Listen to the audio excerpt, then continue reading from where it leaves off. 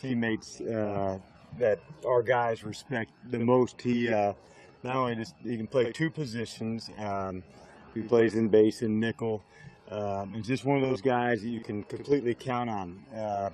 You feel, from a coach's standpoint, you feel his length in terms of the way he can cover and play man-to-man on tight ends. We certainly like when we get to match him up against those guys. So one of the most versatile players we have, just because of his size and length, and one of the great teammates on our group of guys.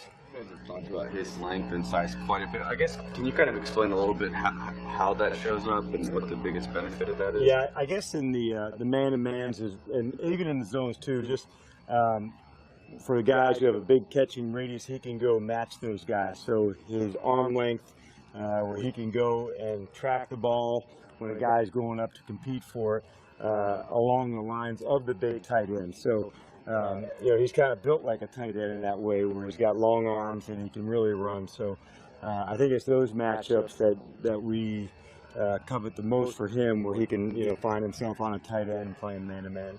How important, I mean, this organization's really kept a lot of the core guys on the defense in particular together. How important is sort of that continuity? Yeah, I think it's huge. And here's another one that's going to be part of this group moving forward. And so now when you talk about some of the guys who were new getting into it last year, and now KJ back into the mix, from the continuity standpoint and how much these guys are willing to work for each other, I can't tell you how thrilled we are to have KJ, here and be a big part of that. I think it shows a lot of respect for him and regard for him in terms of what the organization is trying to do. To say, okay, hey, let's make sure this guy is part of this group too.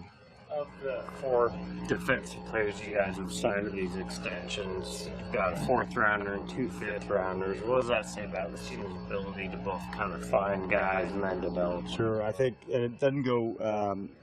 We talk about it a lot, in terms, especially with Chris and Ken, who had some of these guys from the very beginning in their development.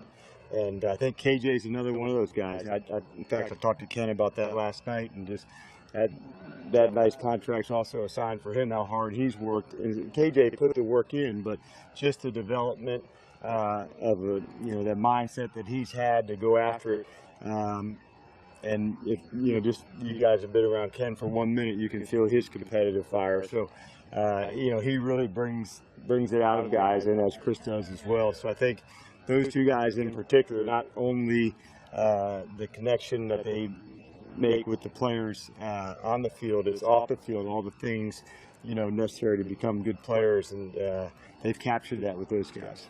With KJ, Bobby, and Bruce, it seems like you got 3 guys who can kind of do 3 pretty different things for you guys, 3 different roles. How important is that, having those kind of different pieces? And I think that's what was so great about a month ago, getting Bobby back, where we're able to allow guys to be in the spots that we try to feature them, where we can keep Bruce on the end of the line and use KJ in the way that makes him so unique. So their uniqueness allows us to do a lot of different things. So we're really fortunate as a staff to able to highlight some of these things that these guys do well, whether it's Bruce edge setting and rushing and using wag speed and his own stuff, and then KJ where he's able to match up and play some man-to-man. So when you have all these unique guys, man, are we fortunate to know, all these guys' strengths and what they can do and try and feature them. How unusual was it for when Wagner stepped back in? If you hadn't known that he'd been out, we wouldn't have known. Yeah, and that's the thing. Even though he was out, you could tell he was staying in everything mentally. And so really when he got back, there wasn't I got to get back into the calls and into the game. He was into the meetings. When he knew he was going to be ready, he really pushed it in the rehab to become, to get back faster than anyone thought he could. So I'm not surprised that he came back so quickly and really fit, in shape. And, we knew when he was, I think this first game back, I don't think he missed 1 play. So that's typical for him. You haven't obviously gotten a lot of tape on Lindley, but do they look like they're going to be any different than what you've seen? No, I don't think so. Just because we know, and coaching against Coach Arians through the years and Coach Moore, those guys, they have a real style that they play, much like we do, where we try to keep it about our own self and the way that we play. So, we're prepared, in terms of their scheme and what they do, much like they did. We had this conversation when they went from Carson to Drew. So that was, in the same vein of that conversation where it's not a wholesale change. And I think that's true with most teams around the league, unless there's just a completely different style of player that would come in. Maybe you'd feature that guy more, but certainly, another capable player coming in and playing in their system. And historically, the guys have done well in that system. They will have Larry Fitzgerald back this time. Does that change things all that much? Not necessarily for us. We just, have a lot of regard and respect for him and the way that he plays. He's a tremendous competitor, and it seems like he can contest for all the balls. His catching radius is so long. So, we know it's the matchup, through the years, going against him is a battle, but one of the guys we love going against just from the competitive side of it. Because they're so entrenched in what their offensive system is, do you even really go back and look at film of Lindley from the times he's played, or do you still need to find those tendencies?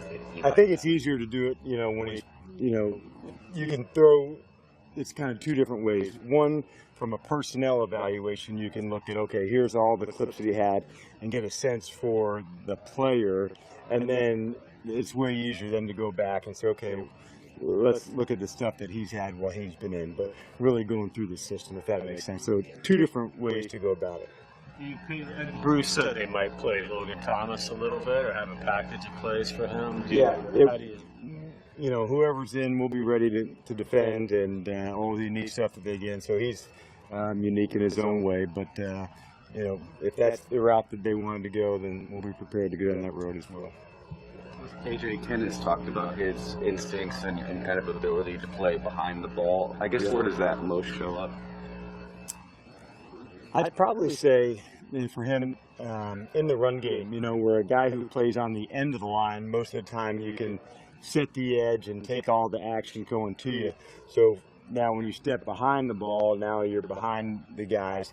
There's a lot more that can happen, with backs moving and tight ends moving. So those instincts will come into play where you can read it. Where at the end of the line, you're really focused on the tackle or the tight end to the backfield. Where behind the ball, there's so much more that can go on. So I think his strength is behind the ball. Although he can play Sam because he's long and strong enough to do it, he's best for us, we think, behind the ball.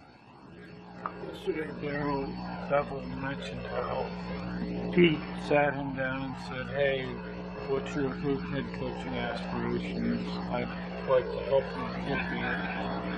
I'm sure you've had more than one conversation with Pete about this very thing. How unique is that? Yeah, I think one of the great parts about being part of this organization with him is, we look to him as a mentor and somebody that we learn from all the time. So just being part of this organization and watching the guy interact with the team, help develop the coaches to help develop the players, he's been a huge impact on me, philosophy, coaching-wise, philosophy-wise. It's a blast working here with him. It really is. And the learning never stops. He's always constantly challenging us. Think of this 2-minute situation. Think of this. And he's oftentimes putting us as coaches against each other in that scenario where we do tons of 2-minute work, all the stuff that we do against each other offensively and defensively. He's constantly challenging us. One of the fun parts about, being a coach on his staff. We good? Thanks, Coach. All right. Have a good one, guys. Thank you.